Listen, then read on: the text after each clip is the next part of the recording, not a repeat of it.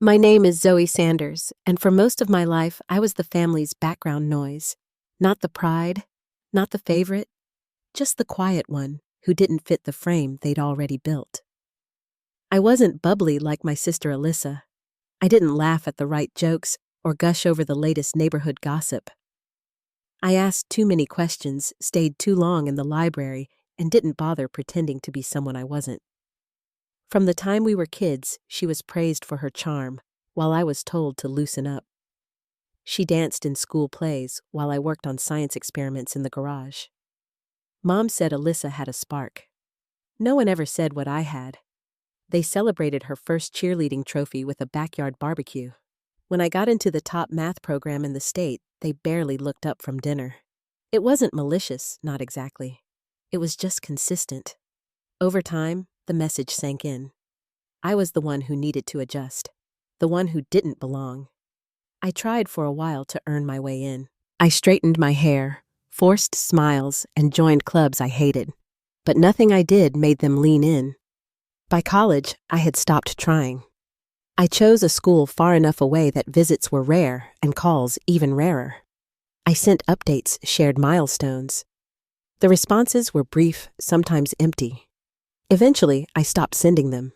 I wasn't invited to Alyssa's engagement dinner, or her baby shower, or even Thanksgiving the year I got promoted. They said I was always too busy, but they never asked what I was busy building. Still, the silence stung. I'd see pictures online, my family gathered in warm kitchens, laughing, toasting, holding babies.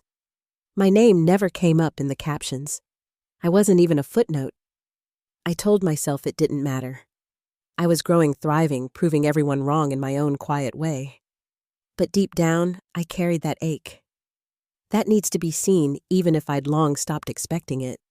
It showed up in odd places, like when I stood on stage accepting my first city council seat and instinctively looked to the audience for a familiar face. Or when I bought my first home and realized I had no one to call who would genuinely care. Being excluded didn't make me angry at first. It made me sharper, more focused. I funneled the hurt into work, into long nights and policy memos, into every line of legislation that would one day help kids who felt as invisible as I did. They used to joke that I was too serious, too cold. But cold things don't break. They crystallize. And once they're sharp enough, they cut through noise like nothing else. I became the kind of person who didn't need applause, who didn't ask for permission and who despite everything still held on to the hope that one day they'd look back and realize I was never the problem. I wasn't too much. I wasn't enough. I was just never what they expected. And sometimes people punish you for growing into someone they can't control. But that's exactly when you start becoming who you're meant to be. The morning of the trial, I didn't tell anyone I was coming. I flew in without security, without a press team, without even a hotel reservation.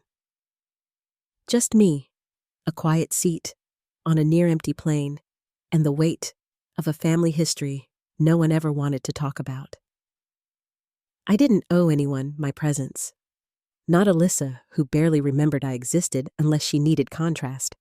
Not Mom, who spent years pretending I had simply faded out of frame. But something pulled me toward that courthouse like unfinished business wrapped in pearls and perfume. I arrived early and took a seat in the last row. My coat still on hair, tucked back, no badge, no title. Just a woman no one recognized anymore. And honestly, that was the point. The courtroom was cold. Not just in temperature, but in atmosphere. People spoke in whispers, moved with practiced detachment. It was a small case on the docket, a third DUI with a slick family attorney and a mother who looked like she believed charm could erase blood alcohol levels. I spotted them quickly. Alyssa, in a cream blouse face, made up just enough to signal remorse. Mom beside her, clasping her handbag with the same fingers she once wagged in my direction. They were whispering heads leaned together like conspirators. I knew that look. I'd seen it too many times across too many kitchen tables. They didn't see me. Why would they? I was good at being unseen. Years of practice, really. But I watched every gesture, every smug exchange with the defense, every eye roll when the bailiff cleared his throat. Mom looked at Alyssa like the verdict was already in their favor, as if her little girl had stumbled but would be forgiven. There was no room in her world for consequences, not for Alyssa anyway. I felt the old ache rise in my chest, not from jealousy, but from recognition. This was the pattern. Alyssa made the mess. Mom spun the story. And I was the stranger in the narrative, always too serious to be loved properly. My hands stayed in my lap. My back is straight. I didn't shift, didn't sigh, didn't flinch. I wasn't here for a confrontation. I was here to observe the family I once tried so hard to belong to. The lawyer whispered something to Alyssa, and she nodded with that practiced innocence I remembered from childhood. The same look she gave after breaking my Walkman, after lying to cover a failed class, after stealing my graduation money. That look always worked for her. Mom patted her hand like a reward. She looked at the judge's bench, then at the spectators as if scanning for sympathy. Her face didn't even twitch when she passed right over me. That was what stung more than anything. There was no fear, no pause. Just the assumption that I wouldn't be there, that I wouldn't care, that I'd moved on and forgotten them like they'd forgotten me. But I hadn't forgotten a thing. I remembered every time they called me dramatic, every birthday they skipped, every moment I sat at dinner listening to stories I was never a part of. I remembered the silence, and now I carried it with me like armor. The courtroom doors closed. The judge entered. People stood, shuffled, and adjusted. The noise of movement filled the room and then faded as the judge took his seat. He flipped through the file glasses, low on his nose, expression unreadable. He didn't look up at first. Just read, paused, read again.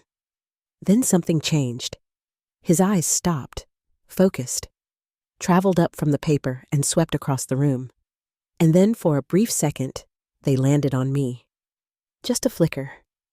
Just long enough. He adjusted his posture, cleared his throat, said nothing. But something about the air shifted. I didn't blink, didn't nod. Just sat there, hands folded. The same hands that once trembled under their judgment, now still, now certain. Because I wasn't the one on trial. I was just a witness. But sometimes, being a witness is more powerful than being the judge. The judge stared a second too long. His eyes' narrowed lips parted just slightly, and the papers in his hands stopped moving. A shift like static settled into the room, sharp and sudden, and for a heartbeat, no one breathed. He leaned closer to the microphone and spoke, but not to the attorneys. His voice dropped just enough to slice through the silence. Governor Zoe Sanders. The words didn't echo, but they didn't need to. They landed like thunder. The clerk dropped his pen. A cough was swallowed mid-breath. All motion in the courtroom froze like a paused frame. My mother turned toward me so slowly it felt rehearsed. Her eyes blinked fast, as if trying to change what they were seeing. Alyssa's mouth parted, and for the first time since the arrest, she didn't look composed. She looked very, very small. I didn't move. I didn't nod or speak. I just met the judge's stare and held it for 1 second. Then I turned my gaze back to the front of the courtroom, calm and silent, as if his words were just another line in a long speech I'd heard before. That was all it took. The atmosphere shifted again, this time heavier. A collective awareness rippled through every seat. The defendant wasn't just some woman with a record. She was the sister of someone with power, real power. The defense attorney sat straighter. The prosecutor reached for another legal pad like it mattered now. Even the bailiff glanced my way, confused, as if wondering how someone like me had slipped into the room unnoticed. But I hadn't come to be noticed. I came to be remembered. The judge cleared his throat again. His shoulders pulled back, a new formality entering his tone. "This case will now be handled differently. No elaboration, no apologies. Just a verdict hanging somewhere in the future, laced now with consequences that hadn't been there an hour before." Mom clutched her purse tighter. Alyssa looked down. Neither spoke. My presence didn't demand a word. It was a reminder. I wasn't the family embarrassment anymore. I was the person whose name stopped courtrooms. And while the judge flipped to the next page, everyone else was still stuck on the sentence he had just spoken. Not for what it meant legally, but it shattered emotionally. In that single moment, the family I once begged to acknowledge me couldn't even say my name. Because power has a sound, and sometimes it's silence. The room didn't return to normal after that. It couldn't. Even as the judge tried to move on, flipping pages with deliberate care, everyone was still watching me from the corners of their eyes. I didn't shift. I didn't nod. I didn't offer the comfort of explanation. My stillness spoke louder than any defense Alyssa's attorney could deliver. And the more I remained quiet, the more they filled the silence with fear. Whispers started in waves. Reporters near the door began texting faster. Legal assistants murmured behind their clipboards. Even the court officers exchanged glances, each one suddenly aware they were part of a story much larger than they realized. But I didn't move. I wasn't there to perform. I had no intention of taking the stage. I wasn't the headline they expected. I was the one they'd ignored for years now, sitting right in front of them, unbothered by their realization. Power, real power, doesn't raise its voice. It settles into the air and changes the temperature. And that's what happened. The temperature dropped. Every breath came slower.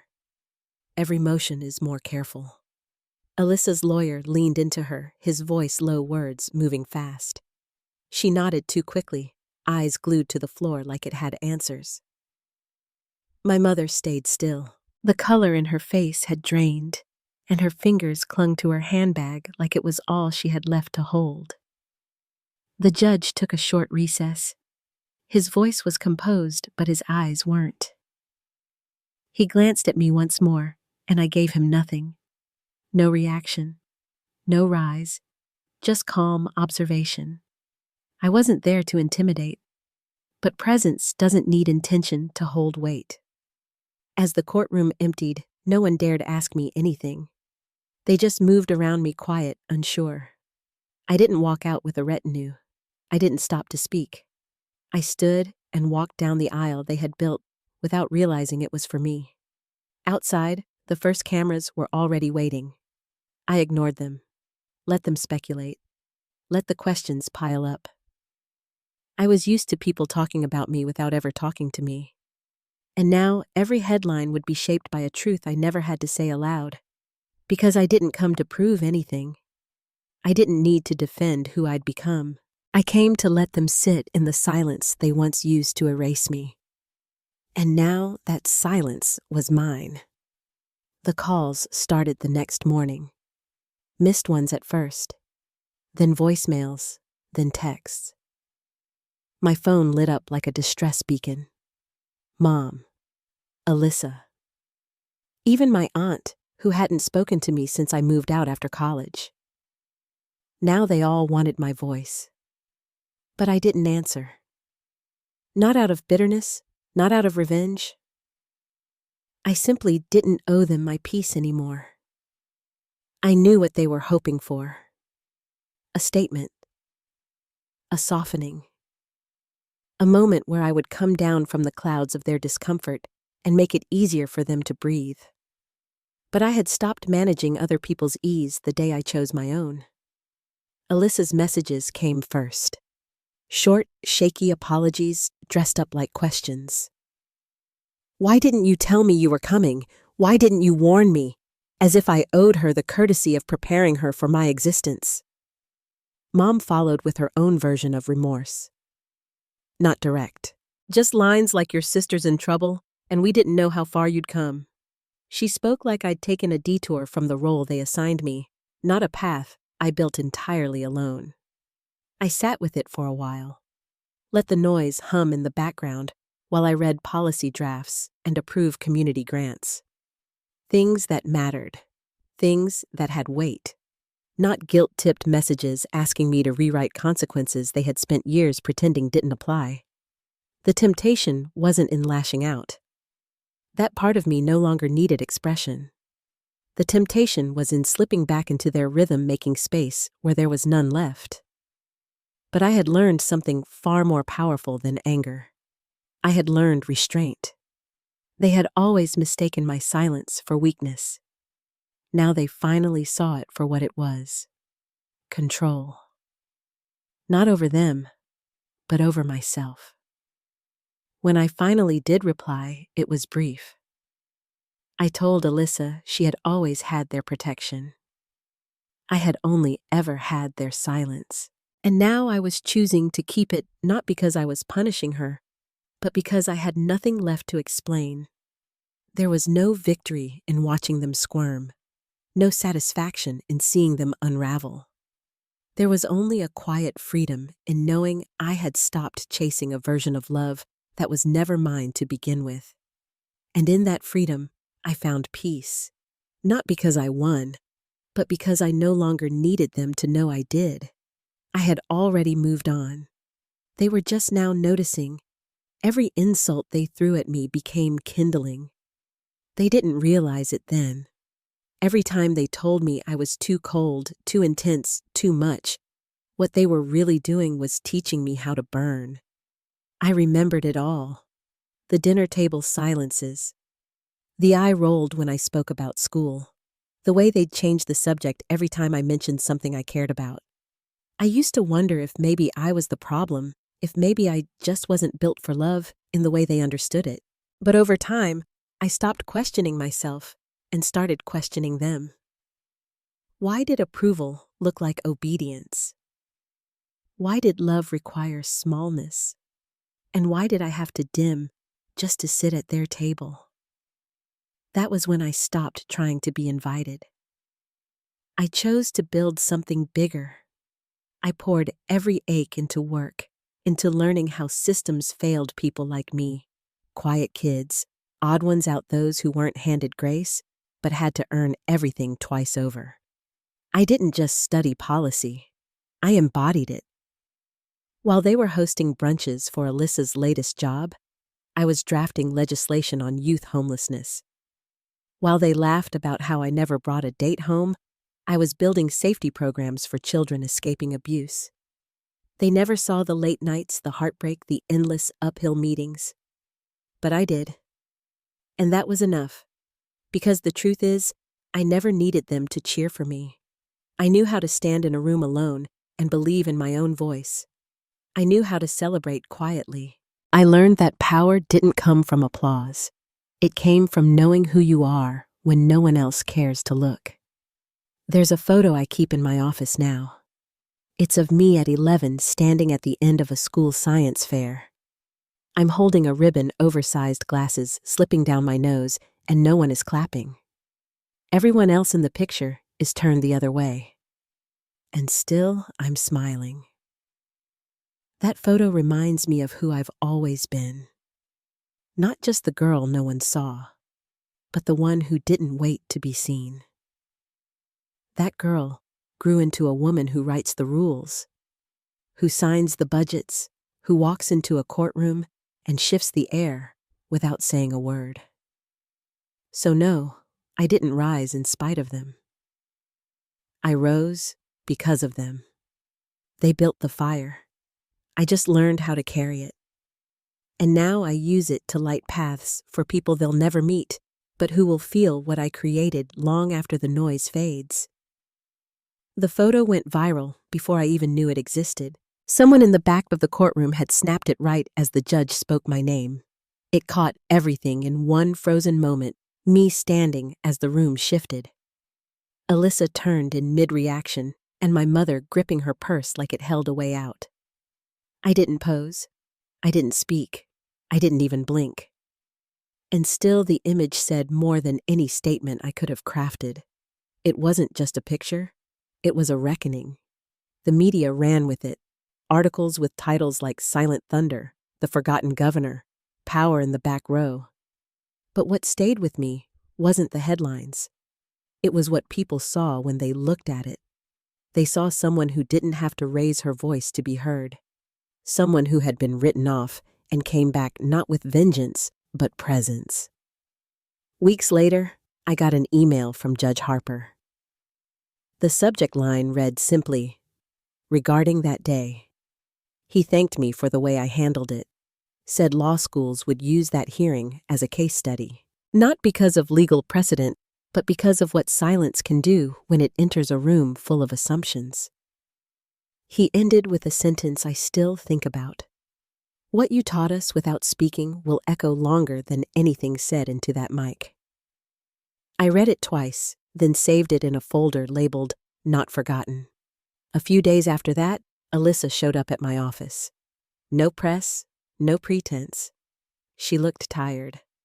Not the tired that sleep fixes, but the kind that comes when life finally makes you sit down with yourself. She handed me a manila envelope and said she didn't want to talk, just to say thank you. Then she left before I could answer. Inside were old photos. Our backyard in summer, Alyssa in pigtails, me in glasses 2 sizes too big holding a ribbon from that science fair. The same smile, the same posture. That was the first time I realized nothing about me had ever really changed. I'd just stopped apologizing for it. I kept one of the photos out, the one of me alone with that ribbon. That evening, I placed it next to a framed picture from my inauguration. 2 girls staring back, one ignored, one undeniable, and yet both fully me. It hit me in that moment that I'd never needed permission to become who I was. I'd only needed time. Time to grow, to grieve, to stop asking for doors to open that were never meant to welcome me. And in their place, I built my own. I didn't respond to Alyssa's gesture right away. I didn't know what to say. Not because I was angry, but because I didn't want to define her growth for her.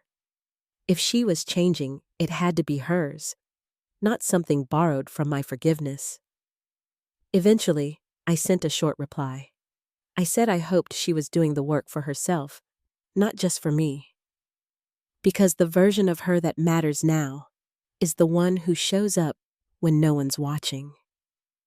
That's the version the world needs. I never spoke to Mom again, not because I hated her, but because healing isn't a shared activity when the harm isn't acknowledged.